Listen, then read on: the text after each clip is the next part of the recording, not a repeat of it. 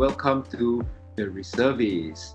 Sedia and keluar baris, find a place to lepak, some corner to lepak, and just sit back and relax. My name is Jess. My name is Joseph. Nice to meet you. Actually, so Jess and I, both of us, we are reservist friends. And Jess, when he started this podcast, really wanted to just have a great time with his reservist friends. So he'd be inviting his reservist friends to come on board. Because every time we meet during the different reservist sessions over the years that we have, I think we just had great conversations where we just kind of grew up together. Kind of grew up in our 20s together. Gone through several live stations, and every year we just come out with different stories, and we see different people have different stories happen over the years. Like some of our friends, we got to know them when they're single, suddenly they're married at the end of like a couple of years, and some of them go through different life stages, they have children. You know, we also see kind of like Singapore grow together, right? Yeah. So I think it'd be great, to just keep catching up with each other and use this as a platform where we keep just really staying in contact and keeping connected with all our reservist friends.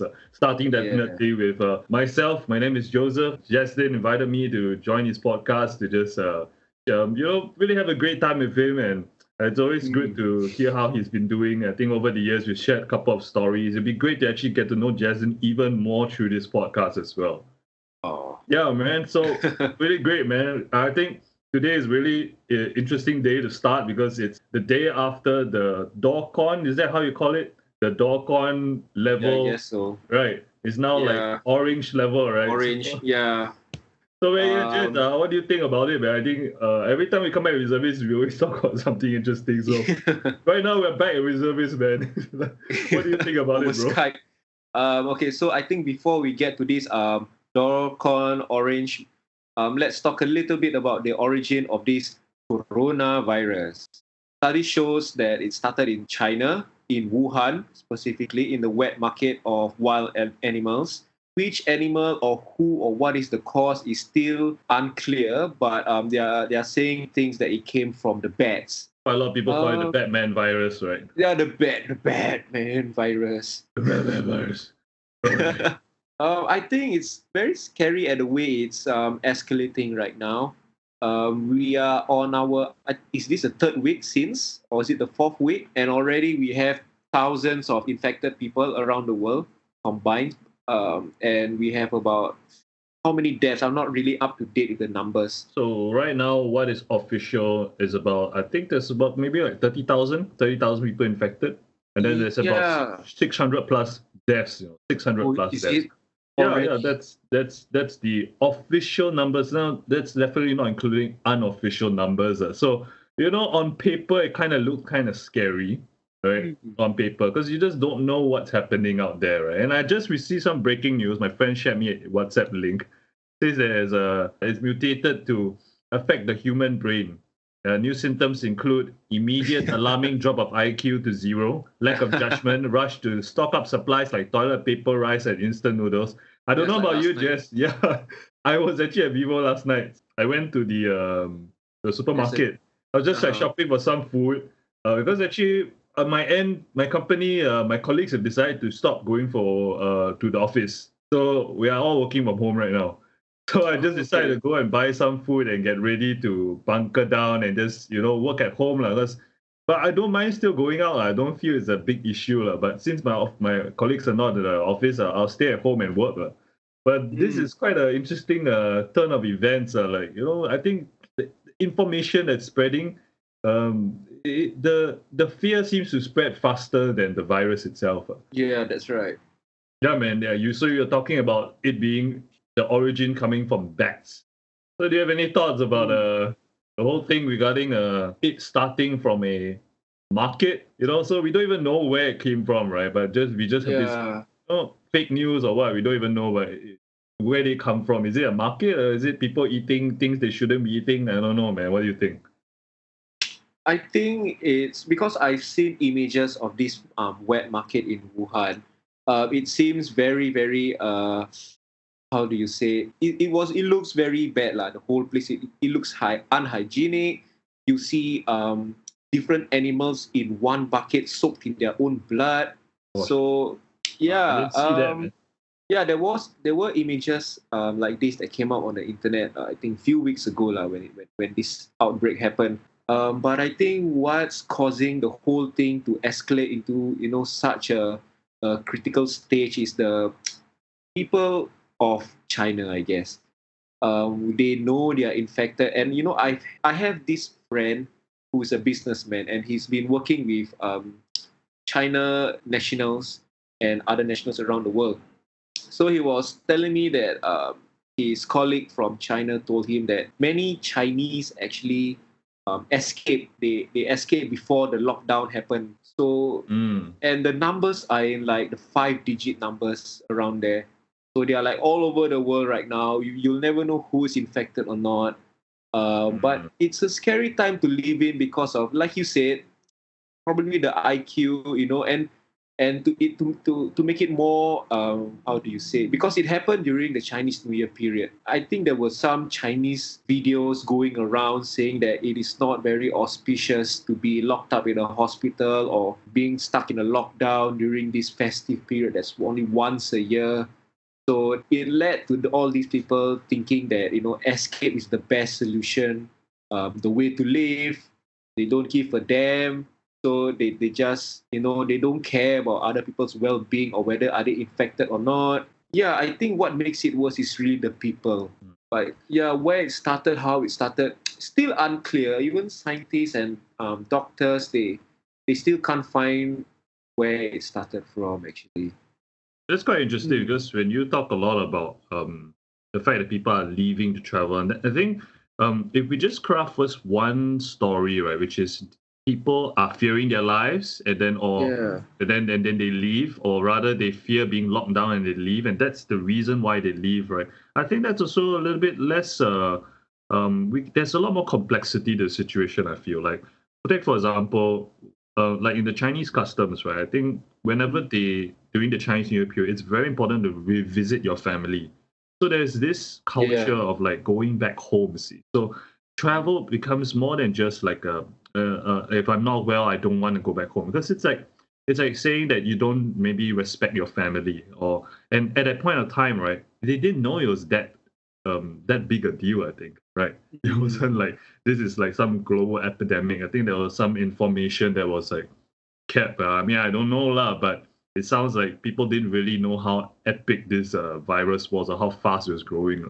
And I think we know we also see like how people are traveling. They seem to be just doing their normal travels. It can appear like a simple fever or cough. They don't feel like it's a big deal, but actually they don't know that they're carrying the coronavirus. So that's quite I feel there's more complexity in the situation, why how it spread so quickly. But something interesting is during this time you get to know maybe some of the tourism habits of the Chinese, the people from China.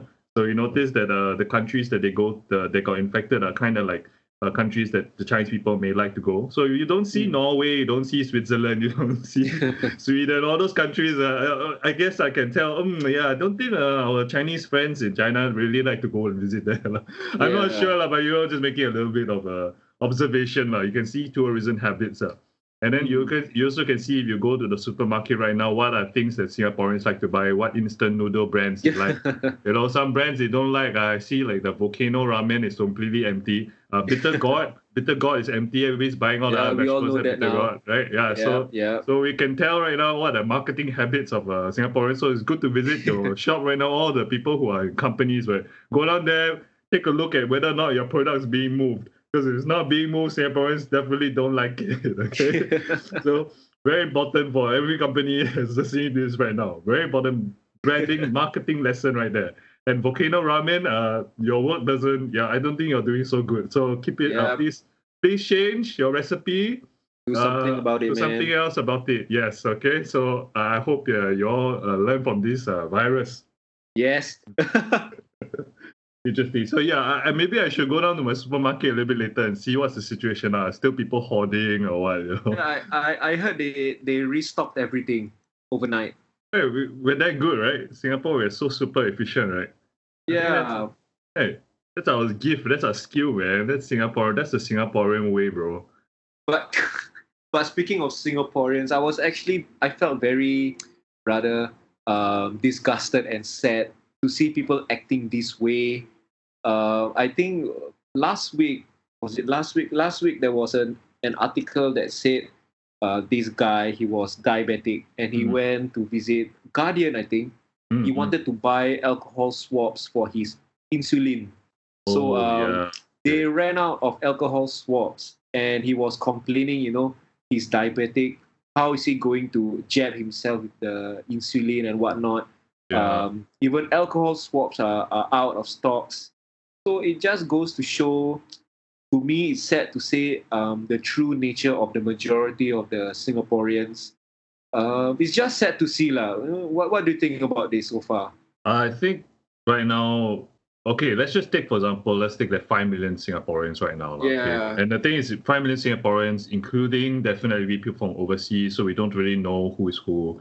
Let's say with 5 million people, if you have just 10% of the people kind of freak out because of the news, that's 500,000 people freaking out. So that's 500,000 people that start hoarding. Okay, so I would say we can definitely see sudden changes in supplies, sudden changes in shopping habits, right? Because of this small population. I'm not so sure whether or not it's representative of the whole. Everybody's kind of freaking out right now. Everybody wants to go and buy and hoard. Because when I was at Vivo and I was shopping, I guess if I just did a very, very, general observation, right? It was about every 1 in 20 people, 1 in 20 people was, kind of really buying a lot. So I saw this guy, this huge box of the masks. He had this huge box. Yeah. But there weren't that many. But I think social media has become something that in our recent time it amplifies areas, it amplifies things to see. So we when we see these terrible, like I think hoarding behaviors, right? It's really overreacting, right? Yeah. It's definitely overblown also. The mass majority, my belief is the mass majority have not reached that point, have not become that ugly Singaporean that we know they exist. The ugly Singaporean exists, right? We know it exists, but I still have this hope, that as a whole, we Singaporeans are pretty, we're calm people. We've gone through some absolute crap, and we've gone through SARS, we've gone through swine flu. Right, and H1N1, right? Like you're talking about swine flu, right? H1N1 is still around, and it has 16,000 over deaths, and it's infected 200 million people, and it's been around since 2009. But you don't see any quarantines for it. You don't see anybody stopping travel because of H1N1. So I feel like this is just one of this is just another virus in a long line of viruses that have gone on in humanity, right?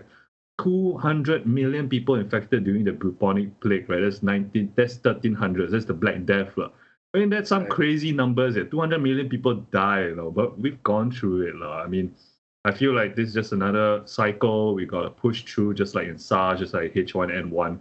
We got to come out on top. And I think, Singaporeans as a whole, we got it. We got the kind of stomach. And but what I like about what you share is that I think, some people don't care, but you care.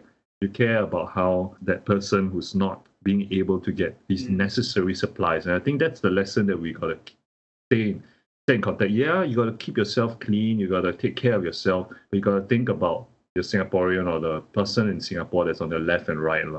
Just got to take care of them also. You got to think about, is there enough for everybody? I feel that's something that that's what I take away from what you're saying.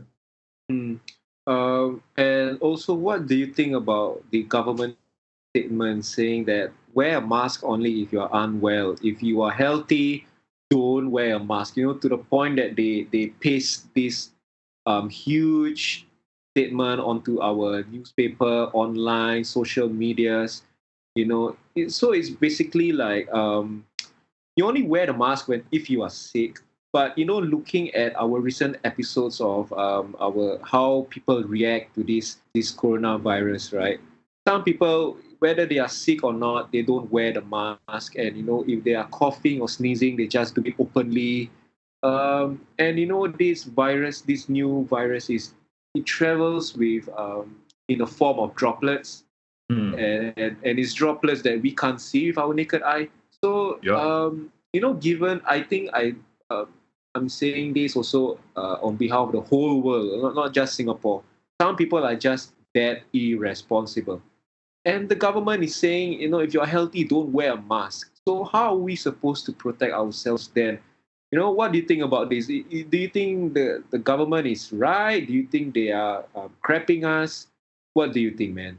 Well, this one's toughy, man. So yesterday when I was at Vivo, right, I was cutting my hair, so I go to the QB cut over there, and my barber had his mask on, and I didn't have a mask on, okay. So I admit to you, I've not been wearing a mask at all throughout this entire time. We've been, okay. yeah, man, I've not. And you are fine, right? I mean, for me, I'm healthy. I hope I am. If I start coughing on this, damn. on this podcast, Touch wood. yeah, you won't get anything, lah. Don't worry about it, lah. Because I don't think this virus has reached a point where you can travel through microphones, lah. So not yet, but you never know. But yeah, man, talking about what you just said, when I was sitting down, he was cutting my hair. I told him, hey, what do you think about the Wuhan? And he says, like, oh yeah, I see that you are wearing a mask. And he was kind of telling me, like, hey, it's better just to be safe than sorry. Yeah, better to be safe. Yeah, if not, what happens is, like, if you just don't know, he's going to get in contact with so many different people, he wouldn't know whether or not any of them have this issue. And I think there have been many cases that you see already, right, that the transmission happens, like, when people are, like, tourists even. Like, there was a bunch of people who were tourists from China. They came over. They went to the shop, right? And then they were shopping, and then the people there got it, So it's like you just don't know when it happens. So I totally feel like if people want to wear masks, even if they're well, I think they have to, in order to keep themselves at peace, I feel. Yeah. But whether or not I should wear a mask, to me, I don't know, man.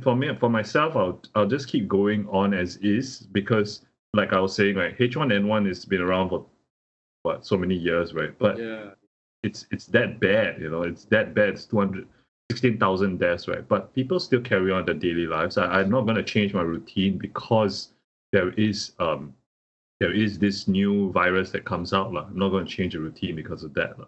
But that might change, as the situation unfolds. Because right now we have the numbers, right? But we do not know whether they're underreported.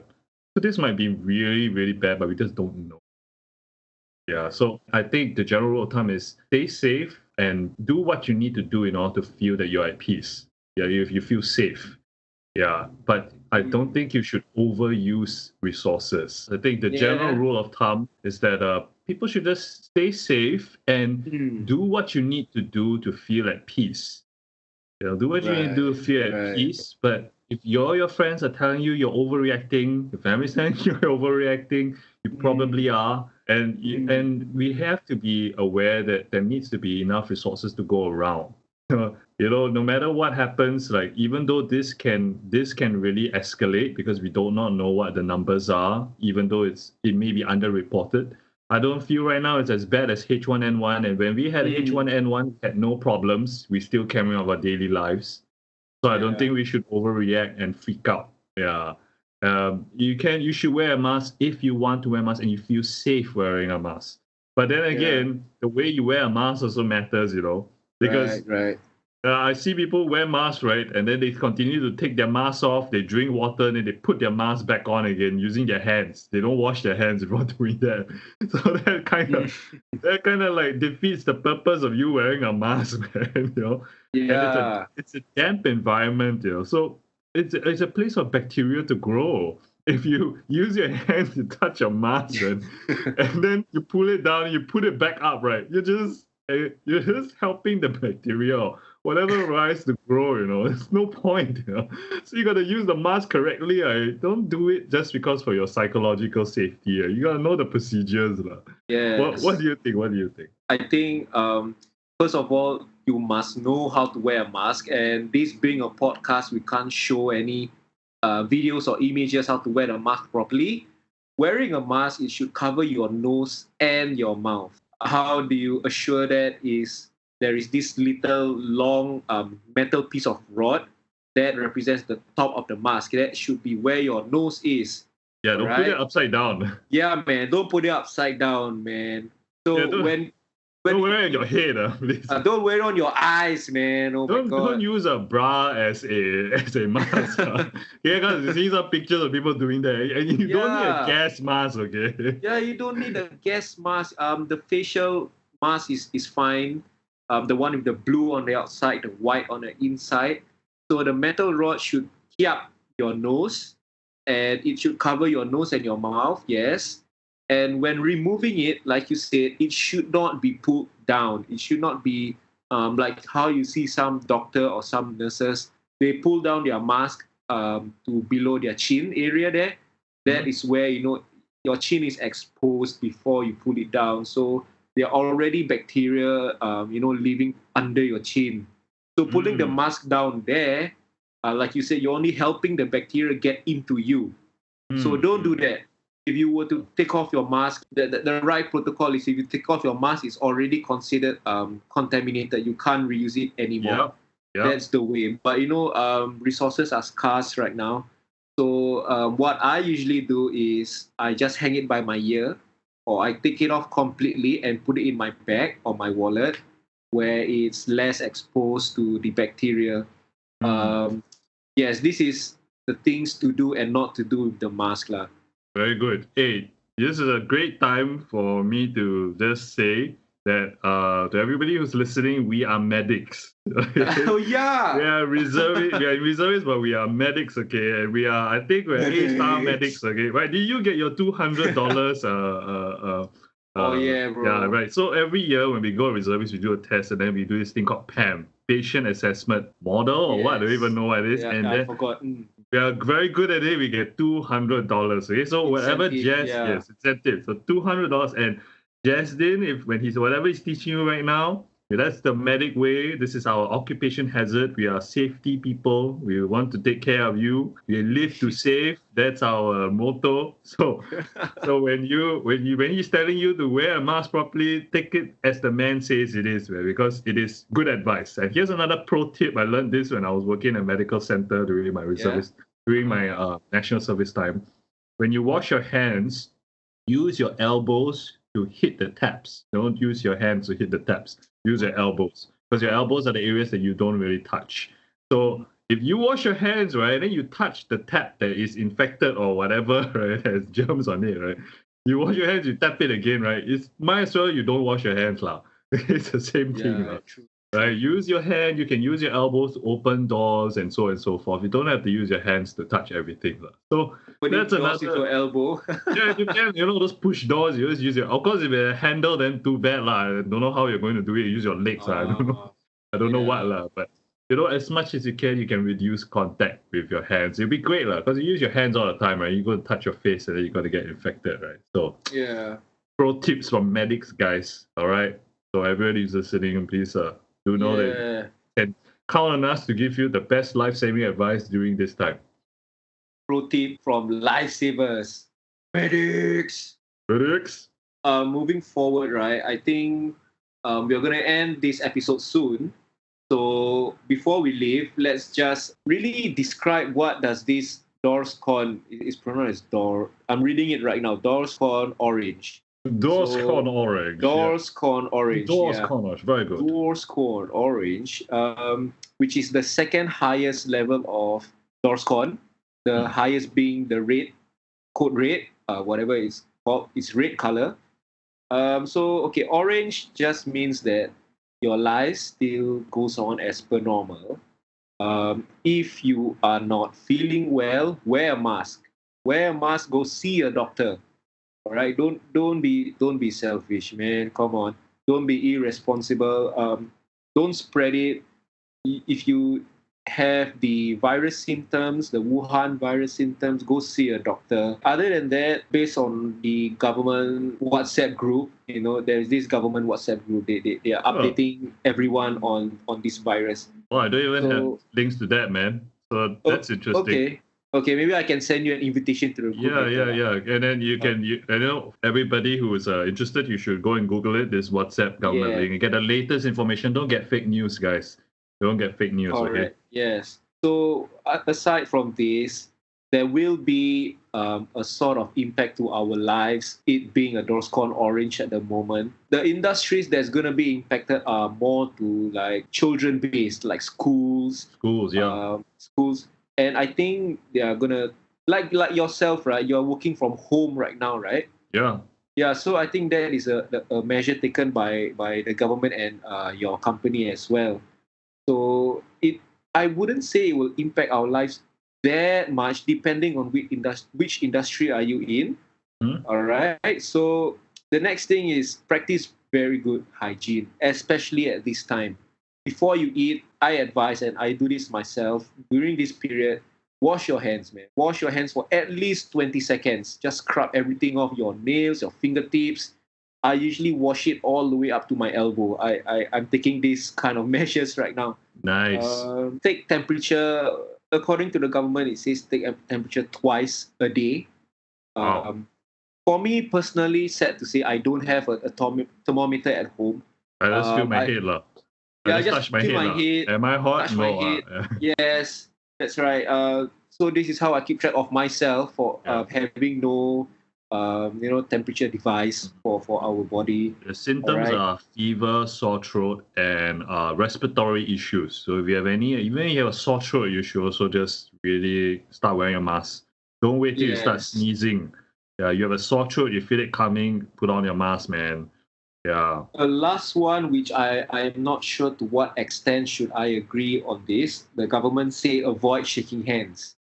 And sometimes you go to events, or if you're in a public sector kind of workplace, there are bound to be people who wants to, shake your hand, just to greet.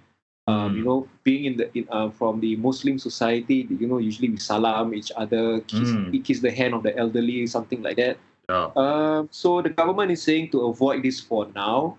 Practice other forms of greeting. So Japan lah. So yoroshiku onegaishimasu. Hi. Japanese style. Hi. Yeah. So we have to learn from our Japanese brothers and sisters. Correct. Yeah. Just bow and nod at each other and acknowledge each other. So I think that's good. That wasn't racist, right? No lah. Not racist lah. We watch anime, right? So we love animes lah. More on that next time, okay? We gotta share about our favorite animes and things. Of course, man. That would be a good episode. I think that would be like an hour episode long, man. I think we got many things to definitely discuss and get to know each other about. But in the meantime, Jazz, stay safe. You and your family. Even though I see you once a year now, I get to catch up with you through this.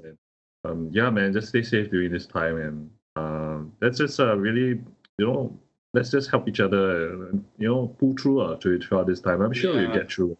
The Singaporeans are. What can we not do, right? But maybe I don't know, what can we not do? We cannot not be kiasu and kiasi lah. I think that's what we cannot do. But let's be like you say, let's be responsible during this time.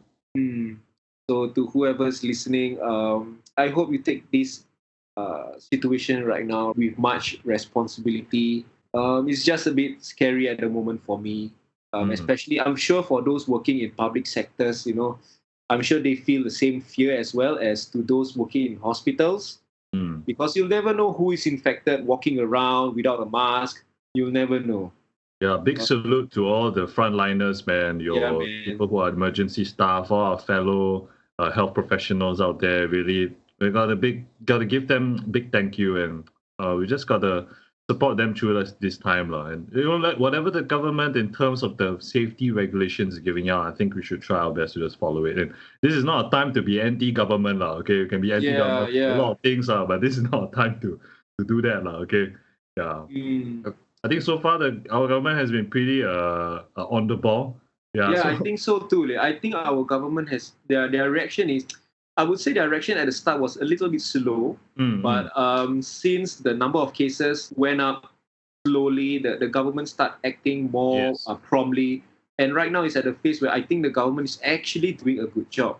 It's just some of these Singaporeans, they don't take it seriously, they take it lightly, and it's causing problem for many others as well. I think at this time let's just really pull through this together, and let's be more responsible during this time. The funny thing is, our government, right, they're on the ball, right? A little bit on the ball, so because you see they send out the quarantine squads. It's quite scary, They come in like a hazmat suit. I mean, okay lah, they have to be that intense lah. I think this is a time where it's better to overreact for the government side than to underreact lah. But it's really scary to see videos of them cordoning off areas, and, Yeah, like knocking down. and I think it's for us being reservist medics, I think we should be mentally prepared a little bit, because I think in our group chat, in our reservist group chat, someone mentioned that we might get activated. Oh, I'm, damn. I'm not, yeah, because it being a very community widespread, we might get activated. I'm not so sure. Our battalion is more specialized in rescuing, so we'll see how it goes. Hopefully, we won't get activated lah. I cannot last 2 hours in that hazmat suit, you know. Oh yeah, it's terrible, man. It's oh.